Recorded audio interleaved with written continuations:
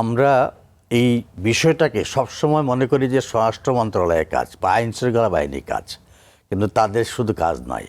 এখানে কিন্তু আমাদের শিক্ষা মন্ত্রণালয়, সংস্কৃতি মন্ত্রণালয়, আমার সমাজ কল্যাণ মন্ত্রণালয়, আমাদের অন্যান্য মন্ত্রণালয়গুলোকে আনতে হবে, একটা কম্বাইন্ড এফোর্ট নিতে হবে।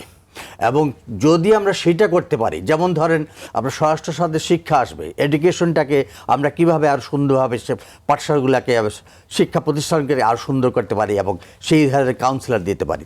সংস্কৃতি মন্ত্রণালয় কালচারাল অ্যাক্টিভিটি, স্পোর্টস, ক্রীড়া মন্ত্রণালয়কে তাদের অ্যাক্টিভিটিস বাড়াতে পারি, তাদেরকে ওই দিকে আমরা ইনভলভ করতে পারি, মাদকের দিকে তারা যেতে না যেতে পারে, এইটা একটা।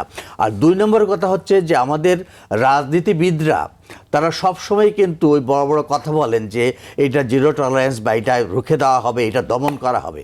কিন্তু আপনি বলেন যে কোনো রাজনৈতিক দল, প্রত্যেক রাজনৈতিক দল, প্রত্যেক নেতা কর্মীদের বাসায় তো মাদকাসক্ত আছে, এটা তো পার্টি থেকে আসে না। কিন্তু প্রত্যেকটা রাজনৈতিক দল যদি একটা প্ল্যাটফর্মে এসে, এই মাননীয় সংসদ সদস্যরা আজকে মহান জাতীয় সংসদে সমস্ত সংসদ সদস্যরা যদি একটা প্ল্যাটফর্মে এসে সিদ্ধান্ত নেন যে তারা প্রত্যেকে এলাকাতে মাদক মুক্ত করবেন, এই ঘোষণাটা তারা যদি দিতে পারেন, তাহলে বিরাট একটা কাজ হবে। সব শেষ কথা আমি বলবো, পাপকে ঘৃণা করো, পাপীকে নয়। সুতরাং পাপ যেটা, সেটা হচ্ছে মাদক, সেটা হচ্ছে পাপী হয়ে গেছে আমাদের ভিকটিম, তাকে আমরা ঘৃণা করবো না, তাকে আমরা নিরাময় কেন্দ্রে নিয়ে চিকিৎসা করবো।